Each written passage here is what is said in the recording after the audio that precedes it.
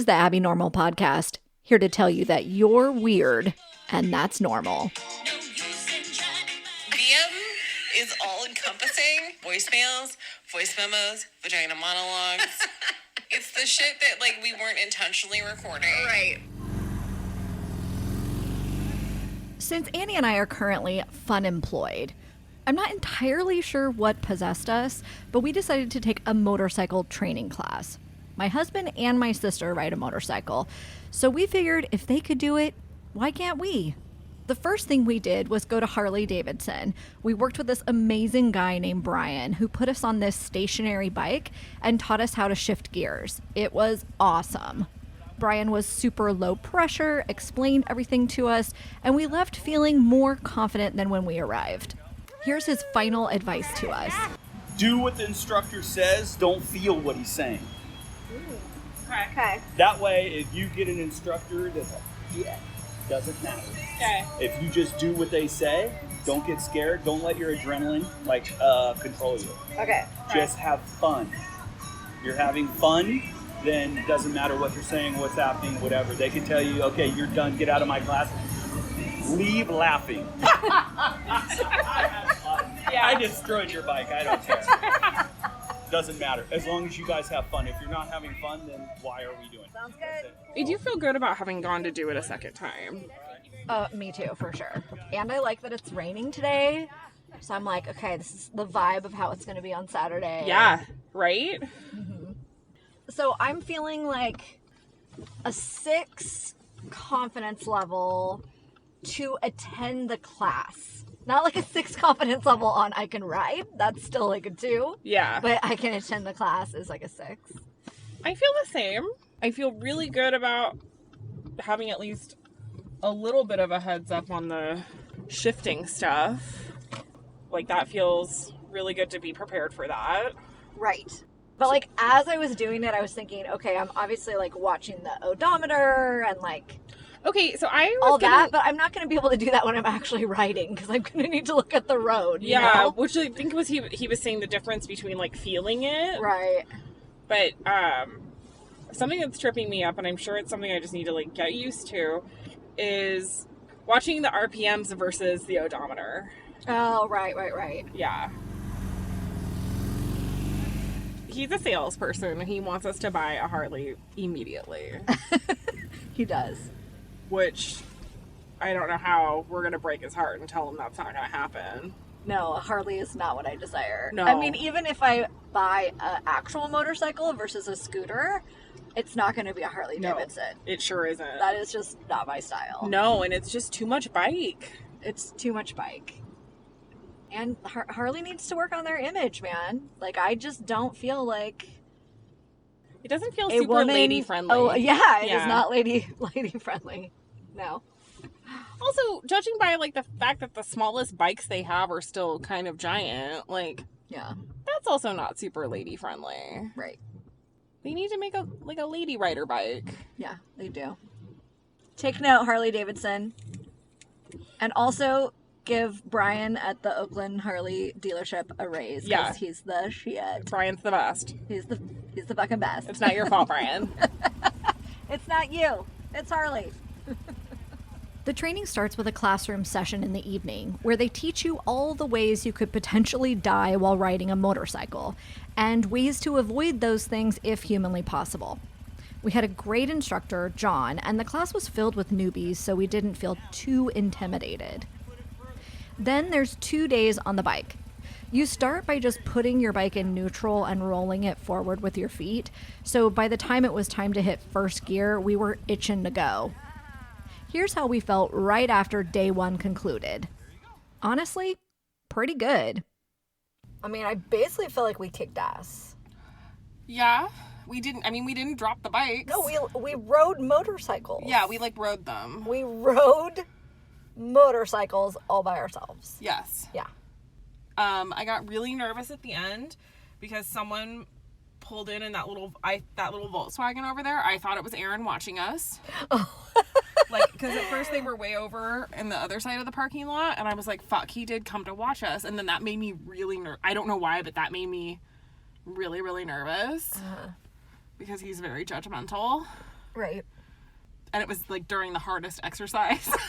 Yeah, that last exercise, I basically couldn't do it. Yeah. And like when like John stopped me at one point and he was like, you have too many things happening in your brain right now. Yeah. And you're like, it's not. Yeah. And I was like, yeah, exactly. I can't. And I mean, part of it is because I don't know how to freaking do that, but also because my body and brain are so tired right now. The last exercise was introducing counter steering, which means if you want to turn to the right, push your handlebars to the right. I thought the last one was the hardest because it feels very counterintuitive. Like my brain is like, don't do that. That's not how you turn. Yeah. It did feel better throughout the course of the day. Like I would feel myself like get anxious and tense up, and I just had to like tell myself to relax. Like Right. I was literally saying it out loud in the helmet, relax. Right. And then I could I could feel myself like the tension drop, and then it felt more comfortable and better. I don't love the seat on my bike because I have a tendency to like slide back, so I have to keep like hoisting myself forward. And that was the other thing that John said. He was like, you just need to make sure you're forward. And I was like, yeah, I know. He's like, yeah, it feels better, right? I was like, yes, and I feel more in control. So, but otherwise, I liked my bike. It wasn't a dud. Yeah. Mine was good. Yeah. Yeah, I feel you on the like relaxing thing. Like when we were doing the weaving, Yeah. John was like, what did he exactly say? He was like, don't fight what your bike is doing. Like your bike wants to do it. So just go with it. Yeah. And I was like, oh, yeah, totally. It's like getting out of your own way. Yeah. Like once you kind of get it started, your bike wants to do it. Well, the weaving exercise was really funny because I feel like I was really good at it in the beginning, and then I got nervous and started doing worse. Right. Yeah. Yeah. Or like afterwards when they debriefed about the weaving, they were like, oh, it felt better when you were going faster, right? And I wanted to be like, no. Right. Yeah. No, I feel like I had really good precision when I was going a little slower. Right. But when you kept telling me to go faster is when I started like yeah. like jumbling back and forth and turning really wide. Like, Right, yeah. And it just comes down to the fact that you and I are people that do not like to go fast. No, I'm like perfectly happy. They keep telling us like accelerate, go faster. Doesn't that feel better? It's like no, it doesn't. I don't like it. No, it doesn't. When we arrived on day 2, it was pitch black outside and pouring buckets of rain. I don't want to do this. We're sitting in the car listening to the rain, and we are not feeling it. It is all the way dark outside. And also pouring rain.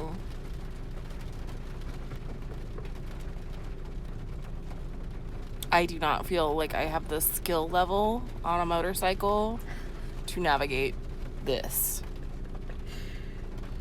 It is day 2. Right. Right. This feels like advanced. Yes. But we're going to do it. Because we're here. And maybe die. So goodbye, Cruel world. cruel world. Also, I mean, what's most messed up is like, mostly for us to be successful today, we have to just like relax. Yeah, And how can you do that? and that is already not in my nature. This is not helping. These conditions.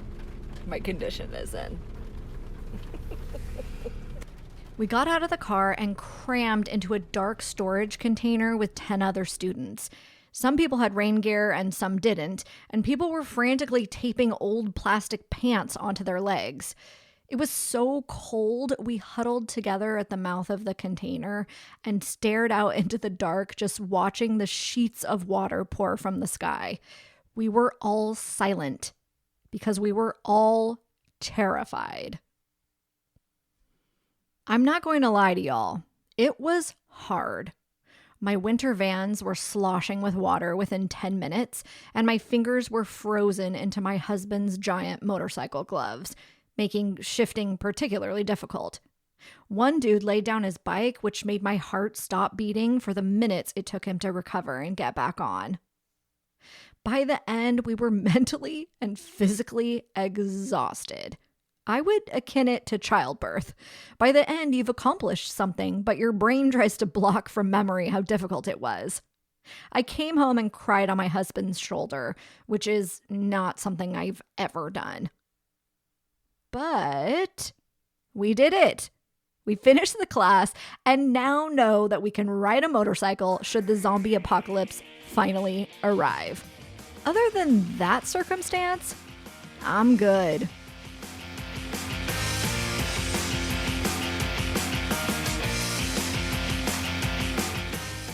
Training is great for newbies and seasoned riders alike. So if you're interested, contact Bay Area Motorcycle Training. And this might be the kind of advice they give you. Turn my head sooner and more and always. Turn my head. Yeah. Turn my fucking head is what they want to say. Yeah.